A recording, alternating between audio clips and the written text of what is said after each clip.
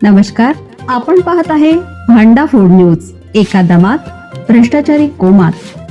Social media, कर्जबाजारी, गुन्हेगारी, सट्टेबाजी, चोरी, मटका, जुगार, दारू, सावकारशाही, न्यायाच्या प्रतीक्षेत प्रशासन. भांडाफोड न्यूज. एका दमात भ्रष्टाचारी कोमात. मुंबई दर्शन करून परतताना काळाचा घाला, लघुशंकेसाठी थांबला आणि काळानं घातली झडप. कोल्हापूर जवळ चालकाचा दुर्दैवी अंत, 5 प्रवासी जखमी. पुणे बेंगळूर महामार्गावर गुंटी फाट्याजवळ महामार्गाच्या बाजूला थांबलेल्या मिनी बसला आराम बसने पाठीमागून जोराची धडक दिल्याने 2 बसमध्ये चिरडून मिनी बस चालक जागीच ठार झाला, तर 5 जण गंभीर जखमी झाले आहेत. लोकेश तिमय्या, वय वर्ष 24, राहणार बिलिकेरे, तालुका हणसूर, जिल्हा म्हैसूर, कर्नाटक असे मृत चालकाचं नाव आहे.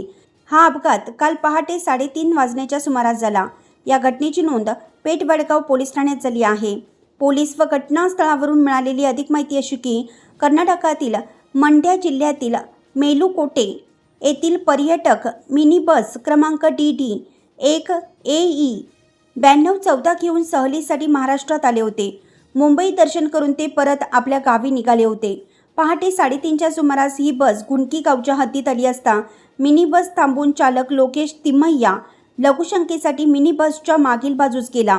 याचवेळी पुण्याहून कोल्हापूरकडे भरधाव निघालेल्या आराम बस MH 43 CK 0666 ने थांबलेल्या मिनी बसला पाठीमागून जोराची धडक दिली. या धडकेत मिनी बसच्या मागे उभा असलेला चालक लोकेश हा बसच्या चाकाखाली सापडून जागीच ठार झाला. अपघातात मिनी बसचे मोठे नुकसान झाले असून दोन्ही वाहनातील कुमार, वय वर्ष 45, महेश, वय वर्ष 47, कीर्तन, वय वर्ष 20 यांसह काही प्रवासी जखमी झाले आहेत. अपघातानंतर आराम बस चालक घटनास्थळावरून पसार झाला. स्थानिक नागरिकांच्या मदतीने जखमी प्रवाशांना तातडीनं जवळच्या रुग्णालयात उपचारासाठी दाखल करण्यात आले. दरम्यान अपघातात ठार झालेल्या चालकाचा मृतदेह मिनी बस खाली अडकला होता.